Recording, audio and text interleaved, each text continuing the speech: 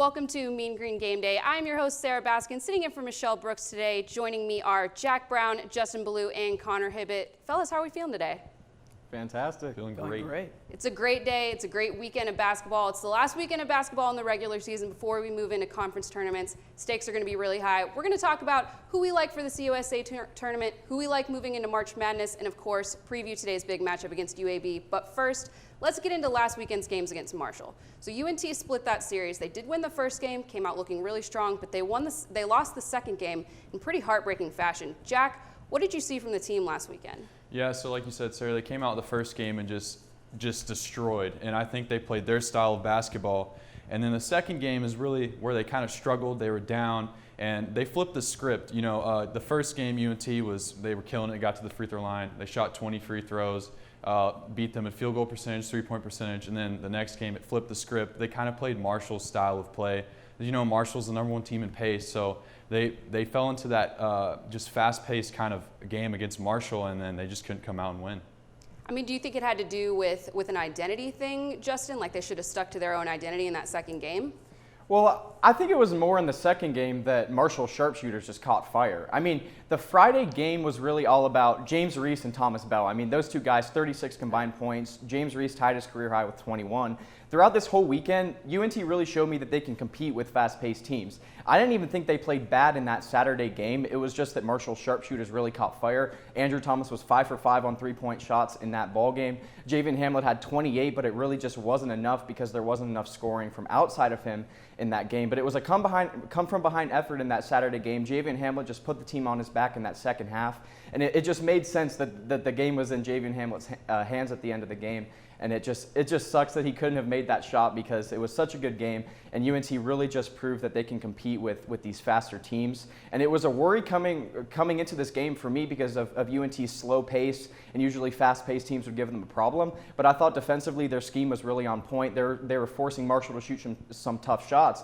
And on Friday, they really were making them shoot some threes that they weren't comfortable with. They got out so far in front in that game that Marshall was really a one-dimensional team. It was just heaving up shots, and that's not their ball game, and that's why UNT won that game. Saturday was a different story because Marshall was making those shots, but UNT still had a great defensive scheme, and they executed the game plan very well.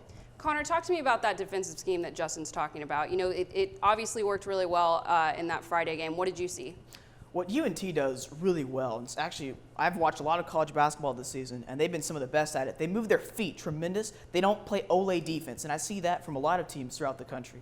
We see that in a lot of sports, that term Ole defense. UNT does not do that. They move their feet. They don't reach. They don't just try to go for the steal. They force difficult shots. Now, like Justin said, Marshall was making them. They were 10 of 18 on threes, about 55%. I don't care who you are. That's going to be hard to make up. But UNT almost did that, like Justin also mentioned, with Javian Hamlet. Javian Hamlet basically put the team on his back. He was 6 of 7 on threes. He's only hit 23s all season. So what does that tell you?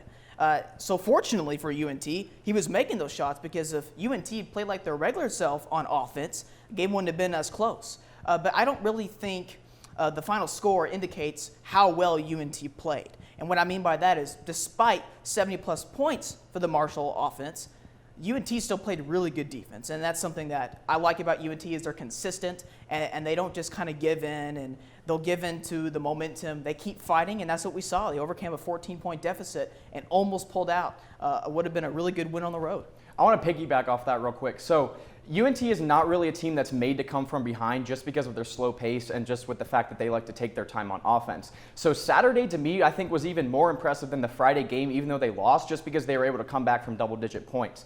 With that slow pace, it's not something that you can see them going on a big point run because they just take so much time off the clock with their offense. In the Friday game, it wasn't super impressive because they got out to a big lead, so they can take their time and take that time off the clock. But on Saturday, it was really a turning point for this team, I think, because we haven't seen them be able to come back from behind like that on a really good team. I totally agree, and I think we have to give a lot of credit to the coaching. Jack, talk to me about Coach McCaslin. How do you think that he's been able to lead this team this year in such a tough year? You know, I think it's just the way UNT is playing is really based off Grant McCaslin. He's just all-around great dude. I've heard stories of him bringing in the team during practice, after practice, watching hour-long videos about just life stories and like learning how to adjust as a man. Like Grant McCaslin is a really good coach, and that he brings that to the table with defense. I like what you said there about, helping them grow as men. I think that that's what really separates good college basketball coaches from great college basketball coaches. I think that's why you see coaches like Coach K and Roy Williams sticking around, because they really turn those boys into men. I agree, and I was proud of the team for sticking with one series at a time. Obviously they could have been looking ahead to this weekend, but they really stuck with their game plan. But moving into this weekend, before we preview this game against UAB, let's go out to our live shot reporter, Zach Fox, to see what he has to say about this series. Zach? Yeah, thanks, Sarah. UAB and UNT both had a pretty similar weekend as far as in their last matchups with their respected sides. Both split the two games, with most recently UAB taking on UTSA and lost that game 96-79, while the Mean Green losing just slightly by 1 point to Marshall. So both squads really trying to appease their own sidelines and get back to the winning side of things. And now as far as UNT and UAB, 4-4, both of them are tied at 500. And really trying to get an edge, as this series actually dates back all the way to 1997 rather. Now the last game that these two faced was earlier in February, where it was only a one-game series, and that was played in Birmingham, where the Mean Green squeezed off the victory 71-64. Now as far as the series and like the averages and stats, things like that, UAB and the Blazers, they average about 64.5 against UNT. Meanwhile the Mean Green averages about 63, which that doesn't mean too much, but that is what they are when paired up against each other. Now, tonight's game is played here at the Super Pit at 7. We'll see if the Mean Green can not only get back above 500 against against UAB, but see, heading into the final two games of the season, you really want to be on you're playing your best basketball heading into the Conference USA tournament. So that's it for here at the Super Pit.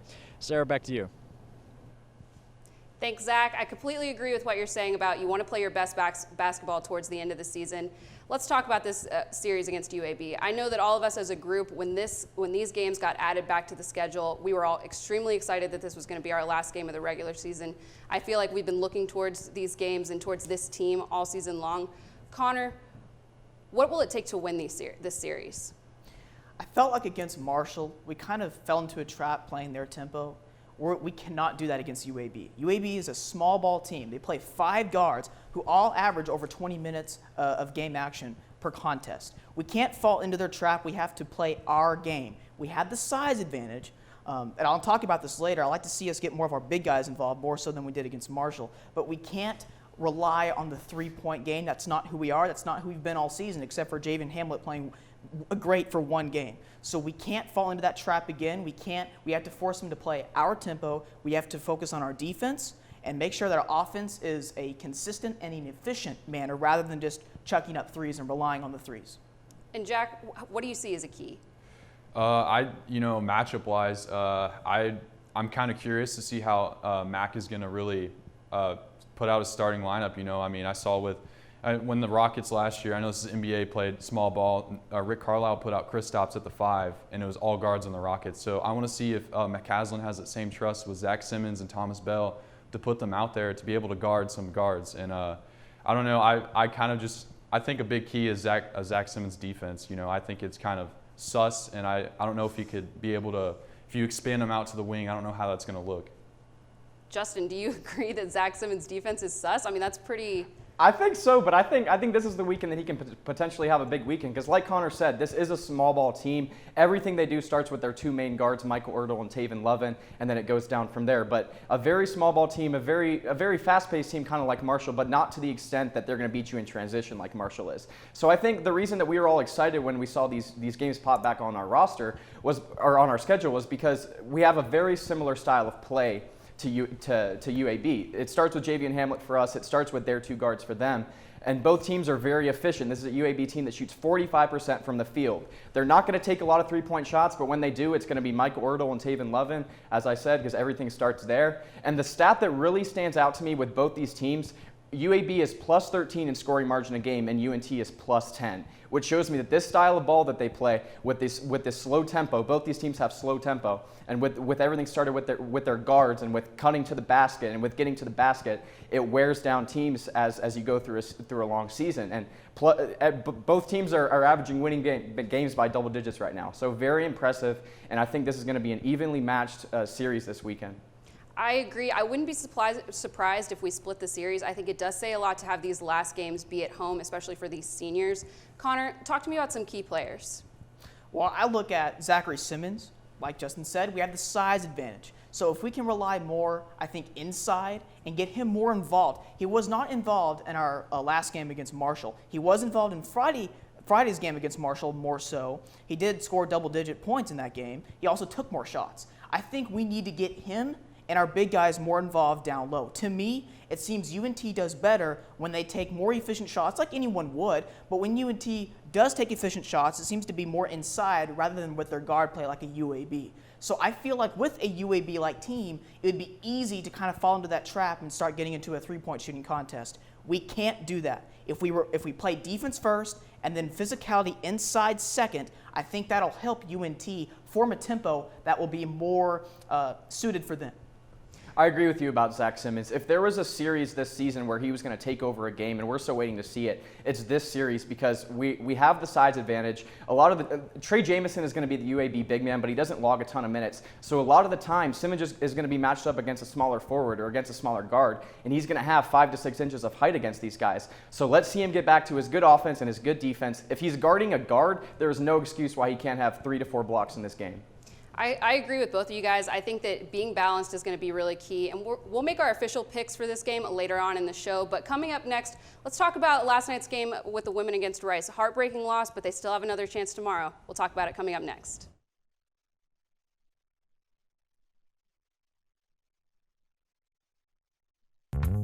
Many medicines used to treat colds and flu contain acetaminophen, a pain reliever and fever reducer found in hundreds of over-the-counter and prescription medicines. But taking too much or more than one medication containing acetaminophen per day can damage your liver. So always read the label and don't take acetaminophen if you drink 3 or more alcoholic drinks every day. To learn more, visit fda.gov/OTC pain info. A message from the U.S. Department of Health and Human Services Food and Drug Administration. Julie was always a voracious reader. She'd carry 2 novels on an airplane because she'd read one on a 3-4 hour ride. And at some point, I began to notice that she would read a page and couldn't remember what she had just read, and she'd have to go back and read it again. I don't remember much these days after I read, but less does for me, and I love it.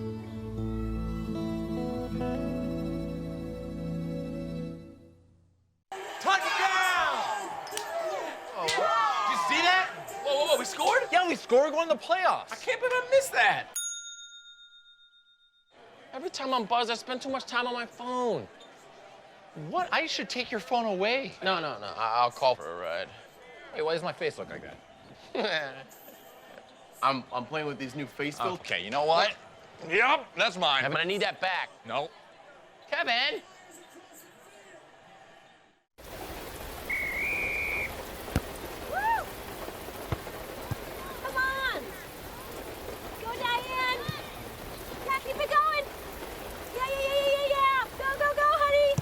If you love them enough to drive an hour to cheer them on as they get beat 11-0 in the rain, then surely you'll check NHTSA.gov/the-right seat to make sure they're correctly buckled in the back seat.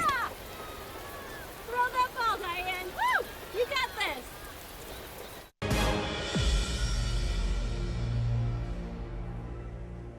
Welcome back into Mean Green Game Day. Again, I'm Sarah Baskin alongside Jack, Justin, and Connor. Last night, the UNT women's played Rice, and it was a pretty heartbreaking loss. It was an up-and-down game, and in my opinion, the most exciting women's basketball game that we have played this season. Justin, what happened last night? I think defensively with UNT, it started with just being too slow. Rice's offense, I think, matched up very well for the Owls against our defense because UNT's defense seemed to just be standing around and they seemed lost a lot. And then Rice was running these sets where they would cut and they would have screens off those cuts and cuts off the screens that UNT just couldn't guard, and they were just getting lost. And offensively for UNT, you have to credit the Rice defense because they really found a way to limit Quincy Noble and Nia Boyd. 10 combined points between the two of them on 3 of 21 shooting. So those two girls just could not find their rhythm last night. You have to credit Jazion Jackson, though, because she had a nice game, 20 points, 4 rebounds, and 6 assists, but there wasn't enough offense from outside of her in that game. bring them over the hump. And I think the worst part of this whole game was that Nancy Mulkey, Rice's best player, she's 6'10", she's a huge force in the paint. She didn't even play a lot of minutes. I think that Rice was maybe trying to conserve her for the Saturday game, knowing that they only had to win one of these 2 games this weekend. But the fact that UNT was not able to get penetration to the basket and were not able to find good shots near the basket is concerning, given that Nancy Mulkey wasn't even playing a lot. So, Jack, going off what Justin said about how Rice only needed to win 1 game, remind us all about what the playoff picture is like for these women's teams moving forward. Yeah, so since they lost, they're the 3rd seed, and they're not gonna be able to have a bye. So they're gonna have to play in the CUSA Conference Championship playoffs, and they're gonna have to try to win their way up, and they might have to bump into Rice again, but after this game tomorrow. But I do think they're definitely beatable. You know, I with Justin, I kind of disagree, because I know Mulkey didn't play a lot of minutes, but man, she played down the stretch in the big parts of the game, and she had 7 blocks, and she really made our team one-dimensional. You know, UNT women's, they only score in the paint or the 3-point line, and they really just made us shoot threes, and it just didn't work.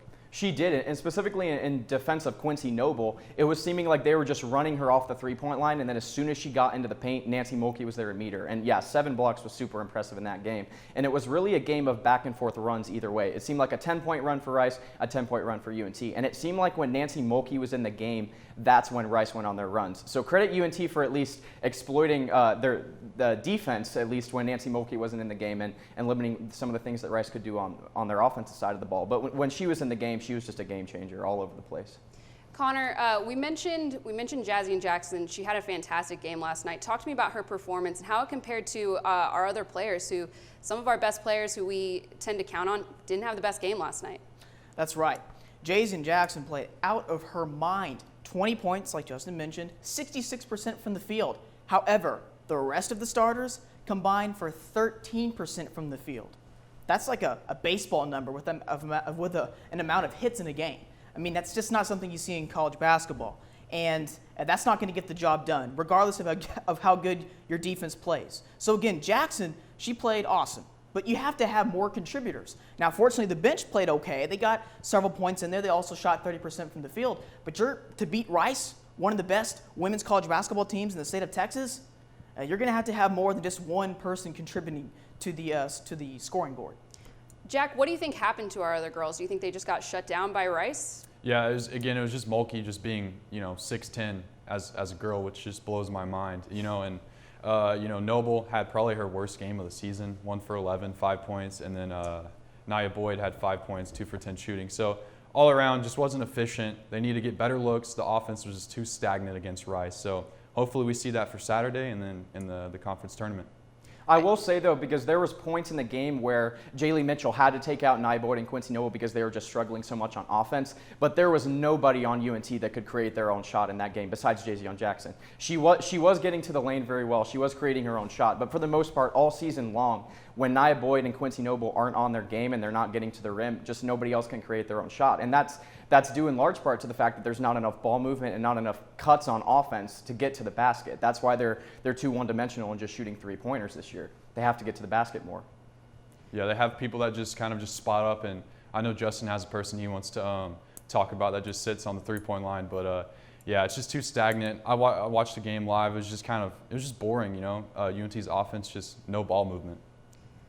Yeah, it's Destiny Brooks that I was going to say is the one who just sits in the corner. But it really just seems like everybody but Nia Boyd and Quincy Noble, they don't even dribble the ball. It just seems like it's those two that have to create the shots for everybody else. And they can do it, but they weren't really able to last night, and they weren't scoring themselves. So Rice was able to kind of not really watch them and watch someone like Jayzion Jackson who was having a great night. I agree. And listen, we're going to get into Saturday's game and what we really need to improve on. But before we do, let's send it back out to Zach Fox to see what he has to say. Thanks, guys. Yeah, UNT women's coming off of a tough loss last night at home, 64-58. Now, this is coming after leading at halftime by 3, 31-28. Jayzion Jackson actually led the game with 20. Now, head coach Jaylee Mitchell, she had a little thought after the game, and she stated, "I still like how hard we played. We will correct our mistakes and hopefully have a better outcome on Sunday. Now, Rice, boy, they dominate the series. Right now, 13-3 is the overall record, as the Owls comfortably have. Now, Rice also has the longest win streak throughout the both of them, and that win streak is now 8 games, and that is up to the current date thanks to last night. Now, UNT has, as far as their last 10 matchups, UNT has actually only won 1 time against the Owls, and the averages it kind of speak for themselves. The Rice, they average just about 63 a game, while the Mean Green only comfortably 4 points behind at 59, so they both battle really well. There's never really a blowout, so that's good. However, the UNT women at home, it's not really home court advantage. They're 1-6, and when you have an overall record of 3-13, it's never going to sound good. But, I mean, if you're trying to look for some positives, they do have 2 wins on the road at Rice, and that's where they head to finalize their 2021 season before the playoffs. So we'll see if they can muster up some momentum heading into the Conference USA tournament, but they still got a lot to prove. Thanks, Zach. All right, guys, let's get into Saturday's game. Connor, what are the keys to the game?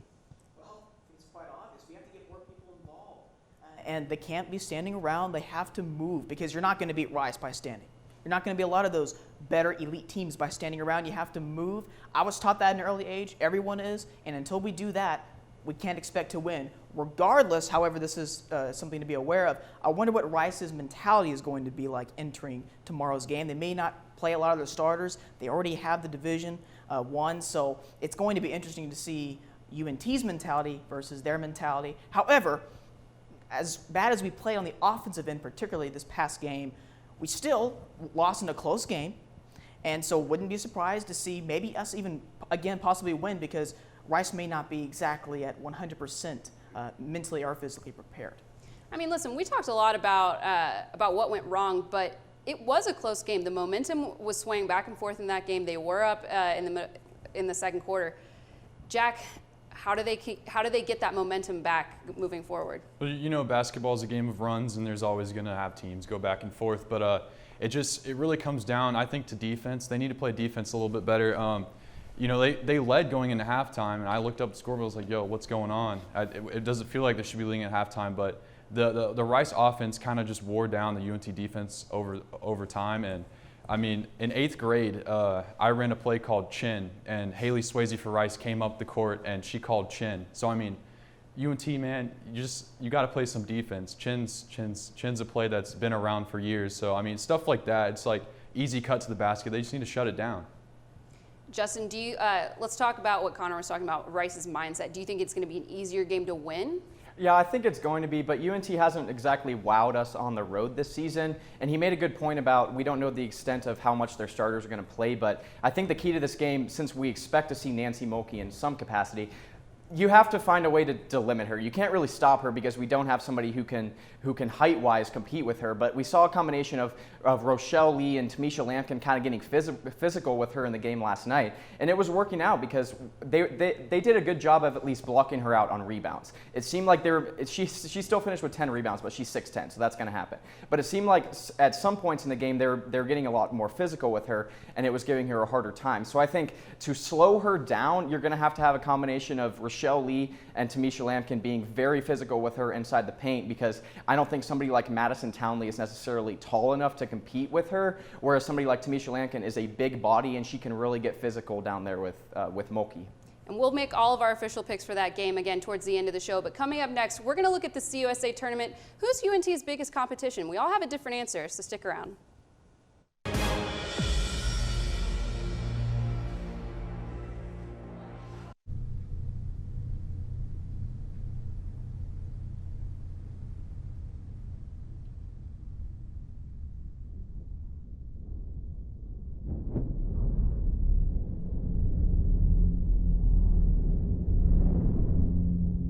The American Red Cross needs your help to install 100,000 free smoke alarms nationwide.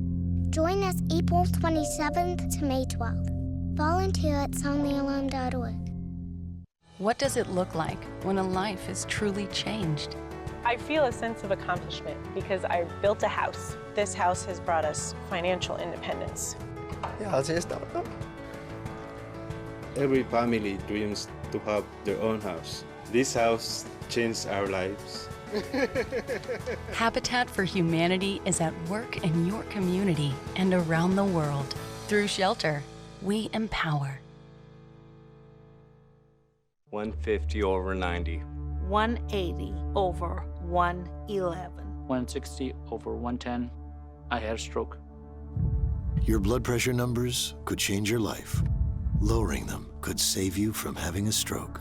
If you've stopped your treatment plan, restart it or talk to your doctor about creating one that works better for you. Start taking the right steps at manageyourbp.org. Now I'm, trying to get better, stronger than ever. There are 16 million children struggling with hunger in America. That's 1 in 5 daughters, sons, neighbors, and classmates who don't know where their next meal is coming from. Yet billions of pounds of good food go to waste every year. It's time we do something about it. Feeding America is a nationwide network of food banks that helps provide meals to millions of kids and families in need. Visit feedingamerica.org to help them feed even more. Together, we can solve hunger. Together, we're feeding America. Sometimes we can do things that exclude others. You're still talking to your friend. It's complicated. I think he went back in. We gotta go get him. Welcome to Jumanji! Even the smallest words and actions can have a big effect on someone. You have the skills. Because of you, someone's entire day, their year, or their life can change. Remember, the future is in your hands. Visit becauseofyou.org to learn more. Totally, let's do it.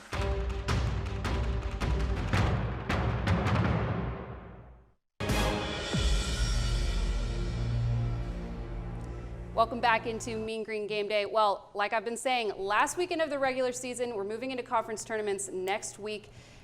UNT does have a shot in this USA tournament. I know we all have our sights set on March Madness, but who is the biggest hurdle standing in our way? Justin, who's your pick?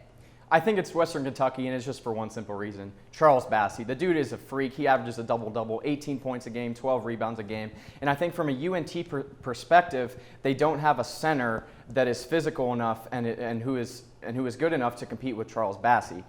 Simmons and Usmani, they can get physical inconsistently throughout the year, but I just don't think that we have somebody who can shut him down in a big-time game when they really need it. Plus, throw Tavian Hollingsworth in there with him, who averages his own 14 a game. He'll shoot the ball from anywhere and shoots just under 50% from the field, so he has his own very impressive numbers. Listen, if you want to get to March Madness, this is a team that you're going to have to beat in the conference tournament, and they're a proven team. They're a very capable team. This is a team that beat Alabama back in December at the start of the year. They almost beat West Virginia, and they could get an at-large bid for March Madness. So definitely a tough task if UNT has to see them in the tournament. But if you get to March Madness, this is the type of teams that you're going to be playing. I mean, do you think it made a difference that we didn't get to see them in the regular season? That was the game. I think it just adds a little bit of fuel to the fire if we get to see them in the conference tournament. Because if we play them, it would be the conference final just because of the cross-division matchup. Mm-hmm. So I think that all of the aspects of the games getting canceled, it being the conference final game, I just think that would all add just more fuel to the fire. I think we all agree that Western Kentucky is tough. They're first in the East. They're sitting at 10-2 in conference. But Jack, you picked a different team. Who do you think? Yeah, I went the underdog route, and I went Marshall, the Thundering Herd. I think, Marshall overall, they have Tavion Kinsley, who scores 20 points per game, and they have Jared West, who leads this USA in assists, at six assists a game. Overall, the pace they play is just so scary. And like they did against us, if they get hot with the three ball, they can literally beat anybody. And so, when it's March and it's college basketball, anything can happen, and they could catch fire, and I think they can knock off a couple teams or get a couple wins. All right, Connor, let's hear your team. I'm going to go with the Louisiana Tech Bulldogs. And this team has been playing some of the best college basketball in the mid-majors, specifically since January 16th. And since that spectacular Saturday, the Bulldogs and a player named Kenneth Lofton Jr., if you don't know that name yet, you will very soon. He has been on fire in the last couple of months of the season. He is shooting better than 50% from the field in every single game in those 12 games since January 16th, except for 3 games. And he's had double figures in points and rebounds in almost every single game, except for one. And that one was the one game that they lost to us a month ago. So this Bulldog team and Kenneth Lofton Jr. is not a team that you want to play right now. And if they keep playing the way they are, they're going to have some lofty expectations. Ooh, lofty expectations. Listen, I really like La Tech as a team. However, my pick, and call me crazy, I think that UAB is going to be a roadblock for us. We have to get past them this weekend. We're going to have that recency as when we move into the tournament. They will have just seen us. They'll know exactly what we have. I think that they're going to be tough. I mean, call me crazy. What do you guys think? You know, I think UAB overall, they've just played some cupcake teams. You know, they haven't really beat anybody in particular that I think is a good win. They lost both games to La Tech. They split with ODU and UTSA. It's just overall UAB, that record just doesn't describe who they really are. And then small ball, I hate small ball. I don't think small ball is going to work, especially in the tournament when you got to face a Charles Bassey, a Kenneth Bulldog Lofton, or Zach Simmons and Thomas Bell. So, I have a question for you, Jack, to add on to that. Had UAB had a more difficult, so had their conference schedule started out with the difficult teams first and then ended with the easier teams, in your opinion, do you think maybe perhaps we wouldn't be viewing them as the same level of good? Well, yeah, I think it's the teams that they didn't play were in the conference. They went like on they were 15-0 or something. It might have been even better, but they went on a non-con just craze, winning every game, and then they started playing conference teams and started slowing down. So I think to your your question, Connor, I think if they would have played these tougher teams earlier, we wouldn't even be talking about them. The only reason that I think that UAB maybe isn't as tough as a team like La Tech or Western Kentucky is just because I think UNT matches up really well statistically and schematically to a team like UAB, just because everything starts with the guards, everything goes to the hoop with kind of both teams. So that's why I think that a team like Western Kentucky would just be more tough.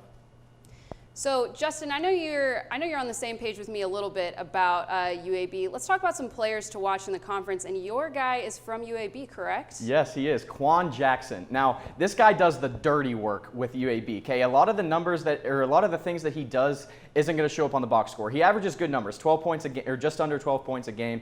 And he averages 2 steals a game, and that's the number that really stands out to me, because when you watch UAB on defense, it is this guy that's getting into passing lane, that is flying all around, that is the first to run out in transition and get a look. He's a full effort type of guy, and he's a guy that as the game kind of goes on, he can really wear down a defense. So I would say watch out for him this weekend against UNT and then into the conference tournament as well.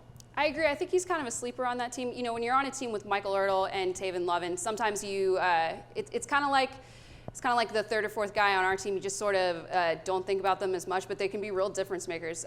Jack, who's your key player? Yeah, so I got a weird example of how to explain this, but I've been watching a Michael Jackson documentary lately, and when you look at the Jackson 5, it reminds me of Zach Simmons, and then you need Michael Jackson to secure you and make you overall a better group. And I think that's what Thomas Bell does with Zach Simmons. Thomas Bell is a dream to have on any college team. I mean, he leads the team in blocks. He can shoot threes at 38% a game, and he's amazing around the rim with field goal percentage. Overall, he's just very efficient and our best defensive player. So he helps Zach Simmons out a lot, and he's going to be huge for the conference tournament for us. I agree. I do like watching him. He's just an unselfish player. I think that makes a lot of difference when you're playing college basketball. You gotta be unselfish. You have to know your place on the squad. Connor, talk to me about your guy. Well, typically late in the season, you like to go to your players who've been playing well lately. It doesn't matter who was picked to be the preseason all-conference player. It matters who's playing well, who can you count on. And I think when you look at this UAB matchup, particularly for UNT, I'm going to go with Thomas Bell and Zachary Simmons. I think those two guys are going to find a rhythm here these next couple of games that gives them some added confidence and UNT some more confidence heading into the conference tournament, because ultimately for UNT's sake, regardless of what they do in this series against UAB, they are going to have to win Conference USA, the Conference USA tournament, to make the big dance. I agree. Listen, my key player to watch is Javon Jackson out of UTSA. Now we don't talk much about UTSA because they're with us in the West, and the West is just really strong on top. You got La Tech on top, followed by UNT, followed by UAB, and then there's UTSA all the way down at 4. But Javon Jackson is leading the conference in scoring. He did last year. He's averaging over 20 points a game. It's his senior year. I think he's got a lot to prove. I think UTSA, I'm not willing to say that UTSA is going to be like a big sleeper, a big threat within the tournament. But I think that when you have just an outstanding player like that, especially moving into their senior year, who has lived through these COVID times, knows how to make the best of things, and is playing out of his mind towards the end of the season, I think you can't ignore him. So Javon Jackson's going to be my guy. Yeah, Jackson, man, he's always been an amazing scorer. I just think what happens if he wasn't on UTSA and was on an actual decent team that could recruit, he he might be one of the top prospects. But yeah. What do you think, Justin? Well, I wanted to talk about Thomas Bell for 1 second because he really reminds me of Quan Jackson because he's kind of the X factor for this team. I talked about in the first segment of the show a little bit how him and James Reese have really been the two other scorers besides Javian Hamlet. There have been games this season where Hamlet kind of falls into a struggle offensively, and even though Hamlet struggles sometimes shooting the ball, he's still a game impactor because he can still drive to the lane and find the kick out lanes and make good passes and stuff like that. But their second two leading scorers have really been Thomas Bell and James Reese. And Thomas Bell had a great season last year. He was a great defender last year, and he's doing that again this season. But he has really taken his offense up a notch, and he has really filled the void that sometimes Javian Hamlet has left with his scoring in a lot of games this year. I think for us UNT fans, one obvious key player is always just going to be Javian Hamlet. I really want to see what he can do moving into a tournament. I think we've all agreed that maybe this year wasn't as strong last year, but that's sort of across the board for players in this conference. You know, like my guy Javon Jackson, he was averaging over 25 last year and only 20 this year. Those are still outstanding numbers. So Connor, talk to me a little bit about what you want to see from Javian Hamlet. Well, in March, guard play is critical. And something to look forward to when you start watching March Madness, the big tournament, the big dance. The teams that have the better guard play, in my opinion, will do better. Now, you need a good, well-oiled machine, so to speak, with your whole entire team. But good guard play will set the great teams from the good teams and the good teams from the average teams. And what UNT has is an elite guard, one of the best guards in the mid-majors, and Javian Hamlet. And we saw him against Marshall. He had arguably one of his best games of the season, if not his best game. And if he continues to shoot from the perimeter like he did against Marshall, I think UNT becomes just that much more of a dangerous team because as we already know, their defense and everything else about them is right where it needs to be. Now they just need to have more scorers get involved, and I think Reese is a guy who's been stepping up to the plate a little bit more this last month of the season. So I think UNT becomes even more of a dangerous team than what they were before, as long as Hamlet can shoot from the perimeter like this. Yeah, you're right about the guard play. And one other name that I wanted to toss out that's really been solid all season is J.J. Murray. And he's a really interesting player to me because on offense, he's sort of a liability. He's undersized, first of all, so that really limits what he can do. He doesn't shoot the ball overly well. He's second worst on the team in field goal percentage. But on defense, this guy is flying all around, and he gives opposing guards a tough time, and he can lock down starting guards on opposing teams. So maybe this weekend he'll see a lot of minutes because they have a bunch of different guards that can beat us, and we need some guys that can match up against them. So maybe he stops Michael Ertl from shooting a three down the stretch of this game or something. J.J. Murray's defense has been really critical in a lot of games this season, and even though on offense he hasn't done the best, his defense he's made some defensive plays this year that have turned games around for UNT. I totally agree. I think UNT can contend in this tournament. I really do believe in them as a team. I'm excited to see what they do moving forward. But coming up next, we're going to talk about who we feel like are contenders and pretenders in the big game. So coming up next.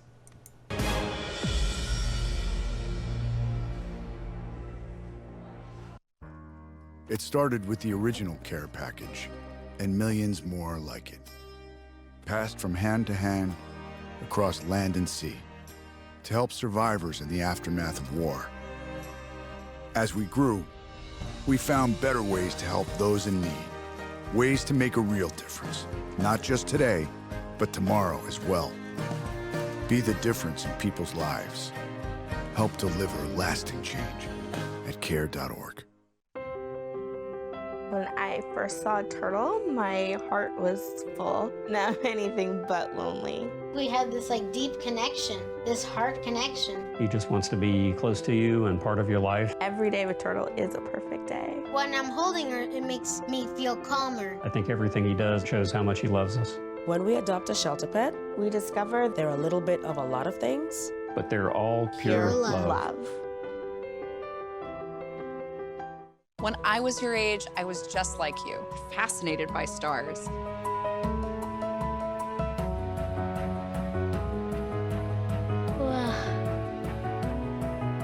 But now I get to search for life in the universe.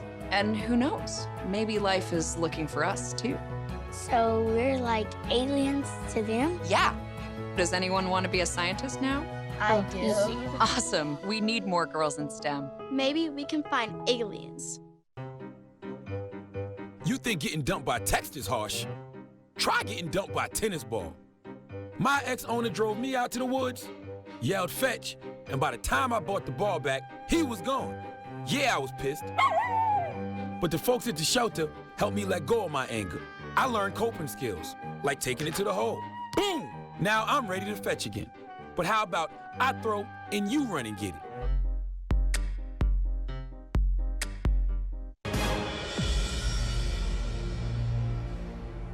Welcome back into Mean Green Game Day. Again, I'm Sarah alongside Justin, Connor, and Jack. Boys, let's talk about March Madness. Again, we're moving towards the end of the regular season. We're moving into conference championships. A lot of teams are starting to play hot, so let's decide who we think is a contender and who's a pretender. I'm going to start, and I'm going to say that my contender is actually Oklahoma State. So Oklahoma State, obviously they've got Cade Cunningham, and when you have that, when you're playing your game behind that man, you can go pretty far. But I think it says a lot about them that they were able to beat, to just completely sweep OU. I think that they're pretty underrated in the rankings. And I'm really excited to see what they can do moving forward. What do you guys think? Yeah, they're getting hot at the right time. Their last 5 games, they've been awesome. They've won 2 overtime games. So Cade Cunningham, definitely going to be a top 3 pick in the NBA draft. So that's a good pick. Yeah, Cade Cunningham's such an interesting player for me because when you watch Oklahoma State play, it seems like Cade Cunningham doesn't really start playing until the second half, until when his team needs him most. And that's what makes him so good is that whenever his team needs him, he's able to step up and do that. Yeah, Oklahoma State I think is a good contender. They're turning it on at the right time of the season, like Jack said, and they have elite guards play. They have elite guard play, starting with Cade Cunningham, who arguably will be the #1 overall pick for the upcoming NBA draft. So I think Oklahoma State's a very good contender. I think so too. Listen, you got to get hot at the right time. So hopefully that's why we need UNT to win both of these games this weekend. Justin, who's your contender? Well, I think this is a team that's going to the Final Four and they can win a national championship. Michigan. Now, I was kind of concerned coming off their long COVID break how they're going to play, but right off the bat, a win at Wisconsin and a win at Ohio State. At that point, you just have to say that they're a national title contender. With how Baylor has struggled this past week, Michigan jumped them in the rankings. I know they got killed to Illinois, but only 2 losses on the season. They've played very solid all year in the Big Ten, in a Big Ten conference where there's a lot of potential Final Four contenders and Elite 8 contenders. They've really just stuck at the top. They have Hunter Dickinson, who gives everybody's troubles inside. And I think my favorite part about watching Michigan is their zone defense. And it's not just their zone defense, but it's how they play their zone defense, because they'll start out in a man look, and then they'll switch to a 1-2-on-1 zone or a 2-3 zone. And what that does when you have a guy like Hunter Dickinson is you guarantee that he's at the rim. You guarantee that he's going to be protecting the rim at all times. And that's something that he's so good at doing. And then so when you play that zone defense, he's at the rim, and then couple that with their super efficient offense, and Michigan is a national title contender. And that's coming from an Ohio State fan. So yeah, it is. It pains me to say that, but just the way that they were able to handle the Buckeyes, they did whatever they wanted on offense against the Buckeyes, and ever since that game, the Buckeyes have faltered. 3 straight losses after that. So Michigan, that was a wake-up call for the Buckeyes, and it's been a while since Michigan has really been this powerhouse in basketball, like an actual title contender, but I think this is their year. And OSU got the better unis, though, so the better icy white uniforms. Listen, I applaud you. I don't think, as a Longhorns fan, I don't think I could ever pick OU for something like that. So I applaud you for putting your fandom to the side. Connor, talk to me about your contender. Contender is Florida State for me. I like the way this team plays. They have always played this well. It's just they don't seem to get all the hype in the preseason. They'll start maybe ranked, or they'll just be outside the top 25. And by season's end, you look over the last 3, 4, 5 years, they end the season in the top 10. This team, all 5 starters can contribute. They got depth. They can all run. They're one of the fastest and most athletic teams in the country, and they can play defense. This is a team that's been playing well the last month of the season, and I guarantee it, they are going to have an elite run, so maybe to the Elite 8, so to speak, in the Big Dance. I would not be surprised to see this team potentially get to the Final Four. We just have some truly elite teams like Gonzaga, Baylor, Michigan, Ohio State, Illinois, a lot of the Big Ten teams, quite frankly. But Florida State's a team that I would watch for in the month of March. Yeah, they have really good consistency, like you said, Connor. They always are just at the end of the season, they're always in it. I agree. Listen, I like Florida State. I'm not sure that I see them like elite, like Final Four level. I agree with you, Connor. I could see them getting to the Elite 8, but Final Four is going to be tough for me to really commit to them going that far. But Jack, talk to me about your contender. Yeah, so it's in the Missouri Valley Conference. I like the smaller teams like Drake and Loyola, but I'm going Loyola, Chicago. In 2018 they went to the Final Four. I'm not saying they're going to do that again. I think they can get to the Sweet 16 if they keep playing defense like they are. They gave up 55 points a game max. That's amazing defense. And you saw what they did against UNT. They just disrupted our offense. So I think overall, Loyola Chicago is just one of the most physical and defensive teams in the league, or in college football, or college basketball, sorry. And they have Cameron Krutwig, who sounds like a Pokemon. So he's 15 points a game, a double-double, so he's amazing. Connor, what do you think about that one? I like Loyola Chicago. They were one of my favorite teams a few years ago. I think a lot of people kind of hopped on the bandwagon after that. I mean, how can you not like Sister Jean, Loyola Chicago? I mean, how can you not, exactly, how can you not like a team that just surprises everyone, not just winning their first game on a buzzer shot, but getting to the Final Four? Maybe a little bit more difficult this year because this season we have truly elite teams. I'm going to go out on a limb here. I think I said this a month ago. In my opinion, for this particular season, we haven't had a year like this of college basketball since 2011 and 2012 when Kentucky and Syracuse were really good. Syracuse had some injuries down the stretch, really hurt them. But we had a couple of elite teams that season, and I think we have it again this year with Gonzaga, Baylor, Michigan. I mentioned them earlier, but I love Loyola Chicago. Yeah, Loyola Chicago is really interesting because usually when Cinderella teams, so to speak, in March Madness have a Final Four run or a good run like Loyola Chicago did, you'll see in the future that they kind of drop off. But Loyola Chicago, that wasn't the case at all. They've had sustained success since that run, and now they're here again, and Jack's taking them as a sleeper. So definitely a team that can make a lot of noise. They've been there, they've done that. So. I love that pick, Jack. I can't wait to see how far they go in the tournament. Let's talk about pretenders, though. 2 of you guys picked pretenders in the top 10. I'm going to start with mine. My pretender is OU. Listen, Oklahoma is on a 4-game lose streak. They're not playing well at the right time of the year. I just don't buy them. I don't buy their ranking. I don't buy them as a team. I think that when you start falling apart so bad like that as you move into March, it doesn't bode well for you, trying to move any further. I think the game against Texas last night, they played pretty well, but they just couldn't get it together. They just couldn't get it together and pull out a win, which is saying a lot, especially because they were at home in their last game. So what do you guys think? Yeah, they're the opposite of OK State. They're getting bummier as the season ends. And so I think, but it's the Big 12. Every team besides Baylor, in my opinion, has had that little skid. We saw Kansas, and look at Kansas now. They're winning games. So I think Oklahoma may be able to come back, but they're losing at the wrong time. Losing at the wrong time, but they are in a very difficult conference. It's a different thing when you're in the Big 12 compared to the SEC or other major conferences, or the ACC is a little bit down this season.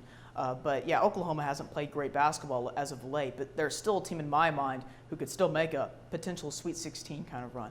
Yeah, I would agree with that. And I just think the problem with Oklahoma, and is probably why you're picking them as a pretender, Sarah, is that they just peaked too early. And like Jack said, we saw that a lot in the Big 12 this season with kind of the roller coaster for everybody except Baylor. Teams peaking early, teams peaking late. Oklahoma seems to maybe be on the downfall at the worst possible time of the year. But the flip side of that is that when they get to March Madness and they're not having to see teams like Baylor and Kansas every game, maybe they're more well equipped to play a 12 seed or 11 seed in the tournament, right? I mean, listen, we'll have to see. OU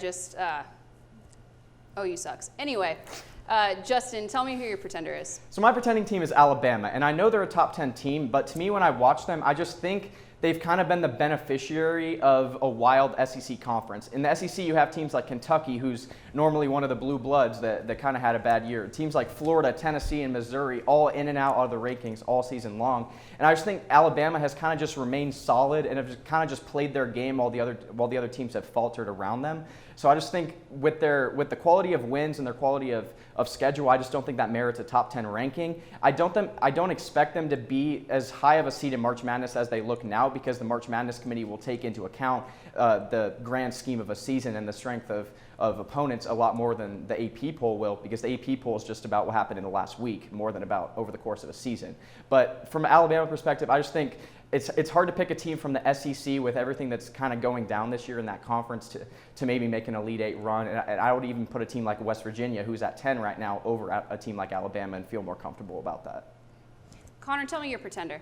Well, let's stay in the SEC. I'd agree with Justin on a lot of his thoughts about that conference, but I'm going to go with Tennessee. To me, Alabama's a team that could potentially make it to the Sweet 16. I could actually see them getting upset in the round of 32. To me, Alabama's too talented of a team to get upset in the first round. But Tennessee, I think, could get upset in the first round. Why? Well, earlier we were talking about the contenders playing well towards the end of the season, getting hot at the right time. Well, Tennessee is vice versa. They're getting cold at the wrong time. They haven't won many games as of late. One of their only wins is against Vanderbilt, and even that was a little bit questionable. Tennessee, the biggest thing that kind of comes out to me about the Volunteers that they struggle offensively and they're not elite defensively like they were a couple of years ago. So to me, Tennessee is a team that's going to be seeded like a 6 or a 7 and can potentially get beat by a 10 or 11 that's a better team from a tougher conference whose record may not be the same. Again, Tennessee's in the SEC, so they don't face that tough competition week in and week out. So to me, again, they're a team that could get upset in the round of 64.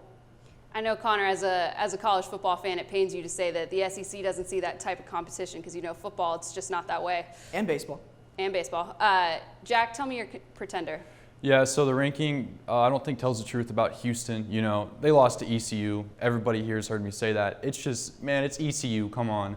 But I think Houston overall is kind of like Alabama. You know, they live and die by the 3 ball. They play better defense than Bama, in my opinion. But when you live and die by the 3 ball, it's just, it doesn't work. It never works, and it hasn't worked. And that's with NBA and college basketball. And they haven't played anybody good and beaten anybody good. So the American Conference is pretty weak this year, and I just don't think Houston's all about that.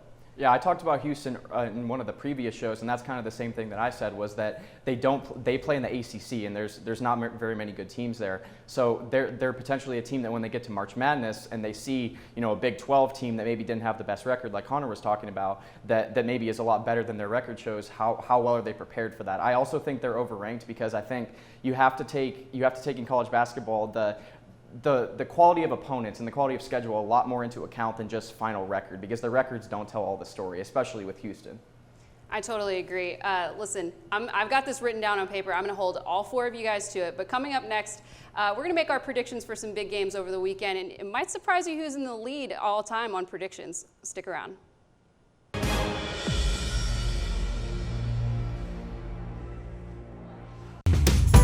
Your voice, your vote. In our democracy, they matter and make our community and our country stronger. So make yours count. Get registered, learn the issues, know the candidates, and vote by or on November 3rd. Visit vote411.org for registration and election information. This message is furnished by the National Association of Broadcasters.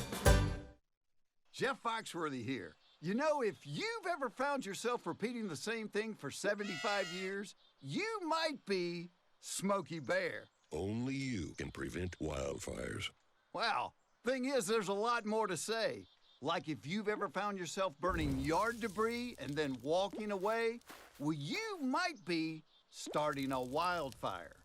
So for the love of the outdoors, go to SmokeyBear.com to learn more about wildfire prevention. Here's your check.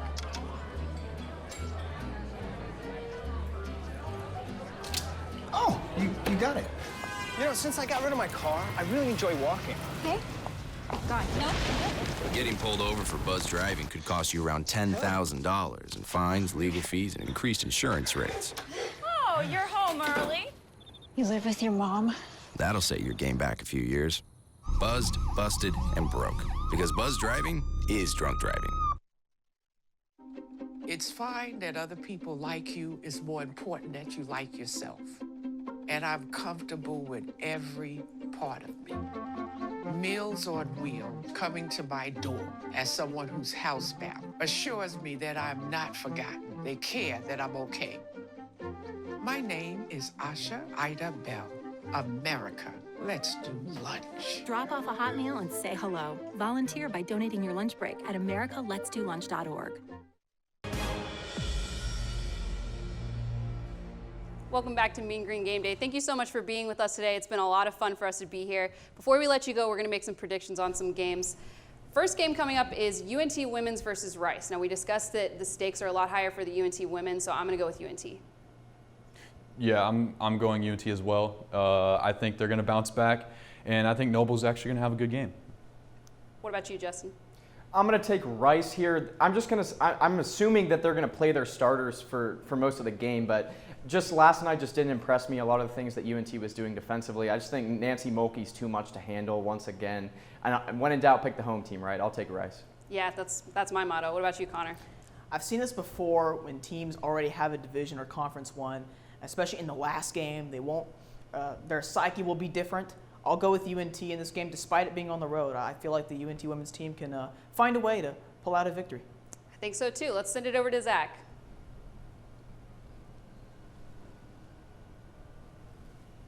You know, guys, I really think that the UNT women's basketball team really had their best shot last night. 64-58 obviously was that final, but the Rice Owls, they are playing way too good at basketball, and they're not going to lose at home. Unfortunately, I have the Mean Green dropping their last two. All right, well, let's see if Justin and Zach are right. Hopefully not. Let's go Oklahoma State versus West Virginia. I'm definitely going to be taking Oklahoma State. Listen, I know that they're an underdog in this game, but I really do believe in this team. Jack, are you with me? Hey, go Pokes, baby. Cade Cunningham, potential #1 pick, just too good. This is the Big 12 Conference. I mean, anything can happen. Just when you think a team's heating up, they fall. Everybody pretty much besides Baylor this year has done that. I'm going to take West Virginia once again at home. It's their senior night. They always play well in Morgantown. This is a huge game for the Big 12 standings. So, again, the home team, West Virginia. I'm going to go with the team that's hot right now, and that's Oklahoma State. And I don't think we should be calling them OK State because I think they're better than OK. I agree. Nice. Zach, what do you think? You know, I really think that this is going to be a huge upset. You know, West Virginia playing pretty good basketball, but you can't deny that Oklahoma State is really one of the best teams going in right now, winning 4 of their last 5 and upsetting a bunch of teams along the way. Now, West Virginia, looking back just about a week or two ago, they actually lost to a number 16 ranked Oklahoma. Sadly, I think there's a little better of an Oklahoma team playing at the moment, and I think there's going to be another upset in West Virginia. All right, glad you guys are all with me on Oklahoma State. Now, Justin, we haven't had the best luck picking West Virginia, so we'll see how that one works out for you. All right, Illinois versus Ohio State. I'm taking Illinois. Yeah, I'm going Illinois as well. Kofi Cockburn, potential Big Ten Player of the Year. I think the rebounding is just going to be too much, and he's going to be better than anybody else. I'm going to take Ohio State, and I'm not just being a homer here. I really think the Buckeyes are going to win this game, and they have 3 straight losses now, so they've kind of fallen out of the 1 or even 2 seed conversation. They really need this win to get back into those conversations, and we don't even know to the extent of if Ayo Dosunmu is going to be able to play. Illinois, their last 2 games were against Wisconsin and Michigan. They handled those teams easily, so I don't think they can win 3 straight games in Columbus. Buckeyes aren't going to end losing 4 in a row. Give me the Buckeyes. Connor, who you got real quick? Y'all can't see me right now, but I'm standing right next to Justin. No way I'm picking Illinois. I'll pick Ohio State with this one. I don't see them dropping their last 4 either. Zach, who you got? Ooh. This is going to be an ESPN classic. You have number 4, number 7. This is going to be really good. Ohio State, they dropped from the number 4 spot, and Illinois has climbed their way up all the way up to the number 4. Well deserving of it. I have Illinois taking out the Buckeyes. All right, next game is Duke, Carolina. Normally a big game. Listen, I'm going to take Duke. A lot of my family went to Duke. I looked at the stats. Their records don't look very well, but all of their statistics kind of match up pretty well. I'm just going to take Duke on this one. Jack? Yeah, I'm in love with Matthew Hurt at Duke, and I'm a Duke fan, so Duke. Justin, I'm going to disagree with you guys again on this one. The turning point of the season, I think, for UNC was when they beat Duke the first time in Cameron Indoor. So I think they're going to repeat that again. They matched up well the first time. Plus, I want to see Duke come here for the NIT since UNT's hosting that. So they need to keep losing. So let's go UNC. It's crazy to see this game not have any ranked teams with it, but I'll go with the Tar Heels in this one. Zach, who you got? Yes, the classic rivalry, UNC and Duke. However, it's going to be a little less flashy than what we've seen in a long time ago to even in recent years. However, I do see the Tar Heels winning it in the end. All right, and our last game that we're going to pick is going to be UAB versus UNT. Listen, you guys know I'm a big UNT homer. I'm going to pick UNT on this one. I think they can pull out the series. Jack, real quick, who you got? Yeah, I got UNT as well. Yeah, UNT as well. UNT. Zach, you going to be a clean sweep?